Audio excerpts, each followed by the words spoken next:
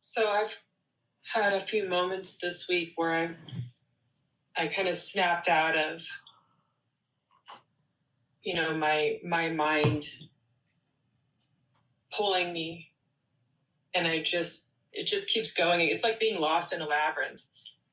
And the feeling I get, when I come back, it's kind of like that. It's like, okay, here I am, and I'm in this room, and there's just sort of an uneasiness about it. Yeah, it's almost like, okay, here I am now what?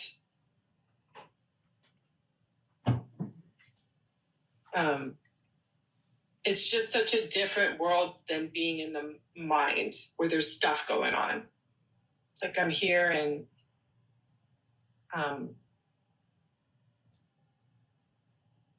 everything's just so still. Is it still now? So I think it's just there's this lack of excitement for where this is going, I guess. It's maybe what I'm trying to pinpoint here. In the mind, this is going somewhere. All these gears are going, and at least I imagine that it's going somewhere. Whereas, like, just coming back here, I don't know, other times I'm like, where is this going? What about right now? Right now, things just feel peaceful. Is that okay with you? Yes. Could it be that you're just finding yourself in reality, how it is? Like, this is it. There's nowhere to go. This is where we are, together. I guess I'm trying to understand the resistance to that. Could it be that trying to understand the resistance to that is part of the resistance? The strategy of resistance. Oh, let's try to figure out what? Let me understand. And then that will bring us right back into the fold of confusion. The most direct path is simply to be with what is and to remain with the one that knows that this is what it is, and everything else does not matter. Oh, the mind of this, that, it. Oh, look at that. I'm here. Why give any credence to that? You see, our reality, you're just illustrating very beautifully what was said before. You find yourself in reality, and you are there, and maybe it is unstable, and you are tempted to be confused again, and you begin to try to understand why it is like this, or what is trying to take me away from it, and then then you actually give energy to that, and you become that again. Could it be that it is so simple? Do not be troubled by that. You are here. Everything is fine. You stay with your aliveness, your beingness, your curiosity. The curiosity, however, is not about the confusion machine. Let it do whatever, in the background. If you need to face it, you will. But do not try to understand it. It will drag you right back where you were before, in confusion. It's a very different stance. I stay with what is, and if whatever is not real tries to take me away, I stay with what is. I do not try to understand why it's doing it. That is useless. It's just a trick. It's a neural pattern that wants to take you back into its fold.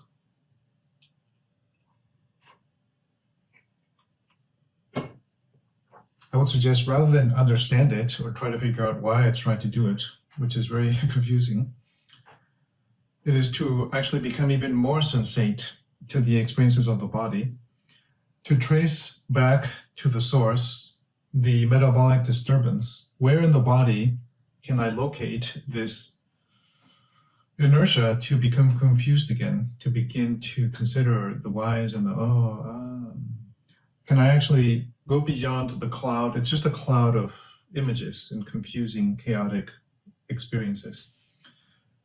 go beyond them into the experience of, for instance, your butt on the bed or the chair, the experience of my body here, sitting, breathing, talking, crossing the leg, rubbing the leg, hearing everything. To really make that the preference, we give more emphasis to that. Oh, I am here in this place, experiencing this. And that is actually the way to understand these disturbances, not in their own terms, because then you will be gone with them. You understand it in your terms, which are the terms of reality. Oh, appears to have a body, it is alive, and it is safe in here, and I can be interested in what's going on. Can you relate to this? Yeah, I think I might be caught in some kind of they call it a death loop. Mm-hmm. Like, the more disturbances I have in my body, the less I want to be here. So whatever that is, that we all have the same, everyone has just exactly the right degree of disturbances for them. Exactly. No more, no less. Just exactly what they need to be driven beyond the edge of sanity. So whatever you are dealing with in your body and your life circumstances, that is just how it is going to be. That cannot be changed. But what can be changed is our attitude to wish to remain here firmly and not to give any more attention to that which is distracting. Like, oh, the body has this and that. Well, it's just a sensation, isn't it? That's all. It's just a sensation. It doesn't really mean anything. It's a sensation. And we can actually begin to enter into a relationship with that experience of the inner disturbances by giving more and more attention to the fact that I am still alive, I am still safe, and I can be open or interested or delighted by the fact that I am alive and existing here in this place with you. You see, that's a very different attitude. And that actually is like a salve. Somebody here used that word, S-A-L-V-E. It's like a salve. It's like a liniment that you apply to these wounds, and they are healed by that. This is how we are meant to live. We have to have a relationship with reality outside of the body. Well, look, we are together. It is safe. We're all interested in the very same thing in one way or another, in our own way, but it's the same thing. And that makes us even safer. And we can gain courage from that to face down whatever disturbance may appear there. Usually the bodily disturbances, unless it's because of some kind of a illness or mechanical injury, our nervous system is exceedingly intelligent, and it will try to keep away from us things that maybe have been deemed to be dangerous. Oh, I'm tightening your psoas muscle or your hip abductor so that when it's tight like that, you will not be able to feel how sad you were when he or she said that, way back when. So it's only when you become ready to become firmly planted in this reality, this world right now, that I will be able to release that energy, that tension, and that energy will flow, and you will be able to feel very sad, but you will be safe. You see? It's more like that. So there is an incredible grace in our own biological being that is helping us.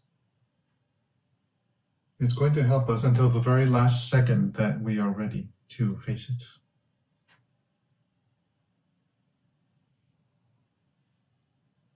Okay, now you're ready. I will release all of that.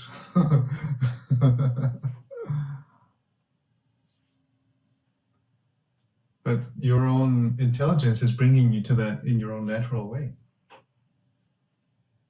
So your readiness is increasing. But when it comes to the body, it's just a sensation. We attribute way too much information to